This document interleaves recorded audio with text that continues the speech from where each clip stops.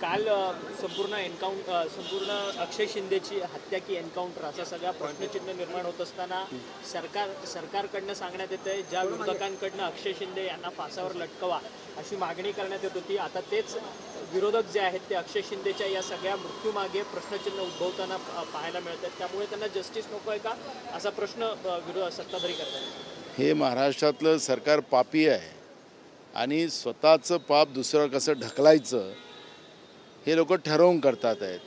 आमचं कुठलंही ट्विट बघा, आम्ही बोललो ते बघा, आम्ही त्या अक्षय शिंदेच्या मृत्यूच्या नंतर जे काही प्रश्न निर्माण झाले ते प्रश्न आम्ही विचारलेले आहेत। सरकार त्याला उत्तर का देत नाही? हे पडवापडवीचे उत्तरं देऊन स्वतःचं पाप दुसरं ढकलण्याचं पाप हे करतायत। लोकांना समजतं आहे अक्षय शिंदेचं समर्थन कोणी केलेलं नाही आणि करणार पण नाही, याच सरकारने केलेलं आहे। आणि आता कोर्टामध्ये एकाने जनहित याचिका टाकलेली आहे, त्याच्यामध्ये तर ह्या शाळेबद्दलचं तर त्यांनी फारच मोठ्या भूमिका मांडलेल्या आहेत की लहान मुलींचं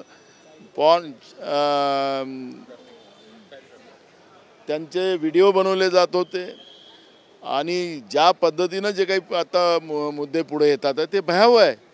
आम्ही तेच सांगितलं की ती RSSची आणि BJPची शाळा आहे, त्या संचालक मंडळाला वाचवण्याचा प्रयत्न जो होतो आहे, तर या घटनेच्या मागं जे काही घडलेलं आहे, आता याच्यामध्ये टेक्निकल आपण गेलं तर साध्या पॉकेट मारायला तुम्ही हातकडी बांधून नेता, तर याला हातकडी बांधली नव्हती का?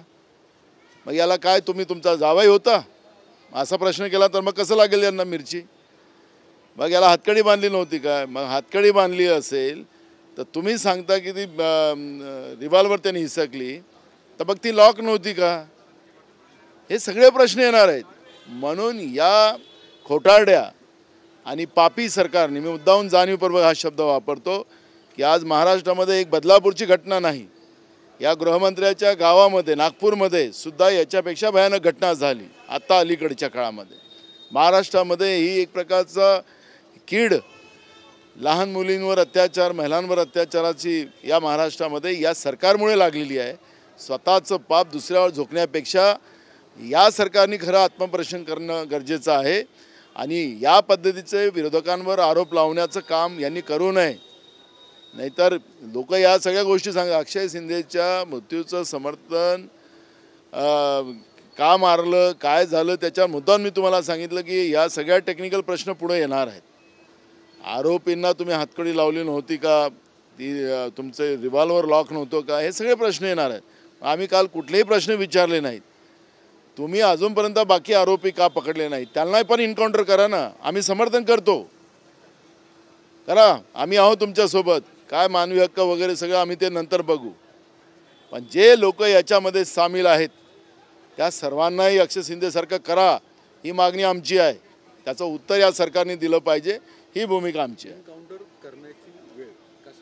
हे आपलं पाप लपवण्यासाठी ते RSS आणि भाजपची शाळा आहे आणि ती शाळा भाजपची आणि RSS असल्यामुळे त्या शाळेमध्ये जे कृत्य चाललेलं आहे ते कृत्यच खऱ्या अर्थानं भयानक आहे। ते लपवण्यासाठी आणि RSS आणि भाजपच्या लोकांना वाचवण्यासाठी या पद्धतीचं एन्काउंटर झालेलं आहे असा प्रश्नार्थक चिन्ह आमच्या समोर आहे। आमचं तर म्हणणं आहे की जेवढे आरोपी आहेत त्या सगळ्यांना एन्काउंटर करा, हे आमचं मन आहे। केंद्रीय गृहमंत्री अमित शहा 2 दिवस महाराष्ट्रात दौऱ्यावर आहेत, विशेषतः विदर्भामध्ये सर्वाधिक त्यांच्या आढावा बैठक झाल्या आहेत, मराठवाड्यामध्ये होत आहेत। त्या सगळ्या अमित शहा आणि मोदी जेवढे महाराष्ट्रात येतील तेवढा आमच्या महाविकास आघाडीला फायदा होईल। गडकरी त्या दौऱ्यामध्ये नाहीयेत, सगळ्या आम्हाला बोलायचं नाही त्यांच्यामध्ये, पण हे जेवढे आले तेवढं आम्हाला महाविकास आघाडीला फायदा आहे।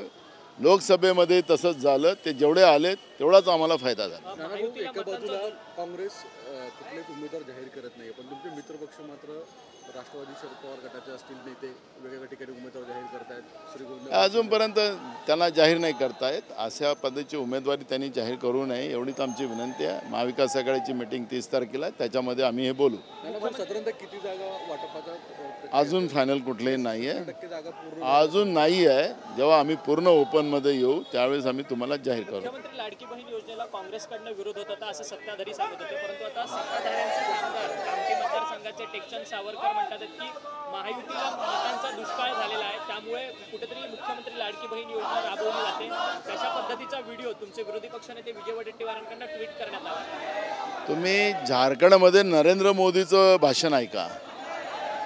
तिथं योजना अलायन्सची आमची जी सरकार आहे ते तिथं करते आहे, तर त्याचा तिथं जाऊन विरोध या नरेंद्र मोदींनी केलेला आहे.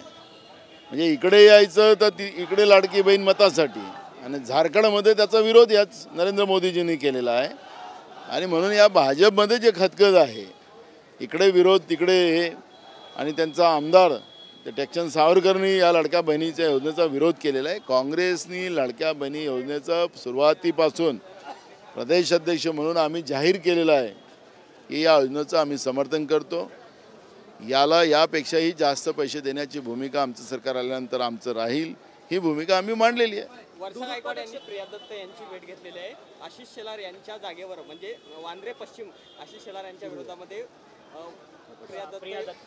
प्रिया दत्त काँग्रेसच्या नेते आहेत. आमच्या खासदार वर्षा गायकवाड या इथल्या मुंबईच्या अध्यक्ष आहेत. त्याच्यामुळे राजकीय सगळ्या घडामोडी करणं आणि पूर्ण मुंबईमध्ये जास्तीत जास्त काँग्रेसचे आमदार निवडून आणणं हे काम सुरू आहे. काल मंत्रिमंडळाच्या बैठकीमध्ये दूध उत्पादक शेतकऱ्यांना अनुदान देण्याच्या संदर्भातली खडाजंगी पाहायला मिळाली. तूतूमय अर्थमंत्री अजित पवार आणि महसूल मंत्री विखे पाटील यांच्यामध्ये कुठेतरी दूध उत्पादक शेतकऱ्यांना 5 रुपयाचं अनुदान होतं ते 7 रुपयांवर केलं. त्याच्या देण्यावरतून संपूर्ण खडाजंगी. या सरकारमध्ये तुम्हाला सांगतो, आज जे काही आम्हाला माहिती मिळाली की प्रशासकीय अधिकाऱ्यांना दमदाटी केली जाते आहे, सेक्रेटरींना दमदाटी केली जाते आहे. फाईलवर सही मारली नाही तर आम्ही पाहून घेऊ, नाही तर राजीनामा देऊन जा, अशा पद्धतीचा दबाव तंत्राचा वापर महाराष्ट्रातलं सरकार करताना आपण पाहतो आहे. महाराष्ट्रात चाललं काय? कॅबिनेटमध्ये मंत्रिमंडळाचं एकमत नाही. कॅबिनेटमध्ये मंत्रिमंडळाचं एकमत नसल्यामुळे अधिकाऱ्यांमध्ये सुद्धा जी काही आता अस्थिरता माजलेली आहे आणि त्याच्यामुळे राज्याच्या जनतेचं सरळ नुकसान होत आहे. आणि सरकार प्रशासकीय अधिकाऱ्याला ज्या पद्धतीचं दमदाटी करत आहे हे बरोबर नाही. आणि महाराष्ट्र ही काही महाराष्ट्राची संस्कृती नाही आणि महाराष्ट्राला हे भूषणावही नाही. त्यामुळे या सरकारचं 3-13 वाजलेले आहेत, पण राज्याचे 3-13 वाजवू नका, एवढंच आमचा सल्ला आहे.